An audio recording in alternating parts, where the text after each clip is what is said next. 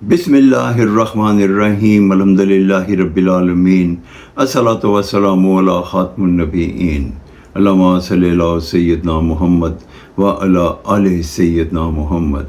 अस्सलामु अलैकुम व रहमतुल्लाहि व बरकातहू। मेरे नाज़रीन व सामीईन, मेरी आज की हदीस मसनद अहमद 21691 नंबर।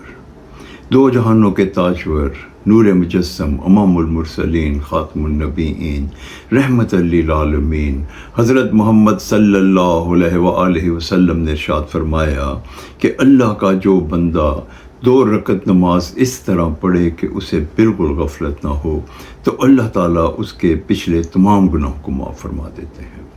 इस हदीस मुबारक में नबी करीम हज़रत मोहम्मद सल्लल्लाहु अलैहि वसल्लम ने हमें इस चीज़ की आगाही दे दी कि अगर जो भी अल्लाह का बंदा 2 रकत नमाज खुशू व खुशू के साथ पढ़ेगा, दिल जमी के साथ पढ़ेगा, पूरी कंसंट्रेशन के साथ पढ़ेगा, तो अल्लाह ताला उसके साबका तमाम गुनाहों को तदारत कर देंगे, माफ़ कर देंगे।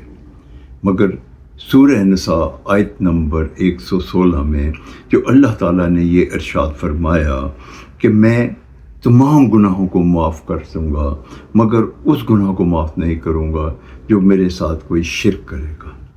ये कबीरा गुनाह है। इस कुरान और हदीस की रोशनी में हमें इस चीज़ की आगाही होती है कि अल्लाह ताला कुदरत रखते हैं तमाम गुनाहों को माफ़ करने की, मगर अल्लाह ताला ने ये वाज़े कर दिया कि जो बंदा अल्लाह ताला के साथ शिर्क करेगा, अल्लाह ताला उसको माफ़ नहीं करेंगे उस वक़्त तक जब तक वो उससे अल्लाह ताला से गिड़गिड़ा के माफ़ी ना मांगे या तौबा इस्तिग़फ़ार ना करे। अल्लाह ताला कुदरत रखते हैं कि वो तमाम गुनाहों को माफ़ कर दें, मगर उसके लिए तौबा इस्तिग़फ़ार करना ज़रूरी है। और जो 2 रकत नमाज हम नमाज पढ़ेंगे उसके लिए ये ज़रूरी है कि हम खुशू खुशू के साथ अगर नमाज़ पढ़ें तो हमारे तमाम सगीरा गुनाह जो हैं वो माफ़ हो जाएं। वो तौबा इस्तिग़फ़ार से हम अपने कबीरा गुनाह माफ़ करवा सकते हैं। अल्लाह ताला हमें ऐसा करने की तौफ़ीक़ अता फ़रमाए। आमीन या रब्बुल आलमीन।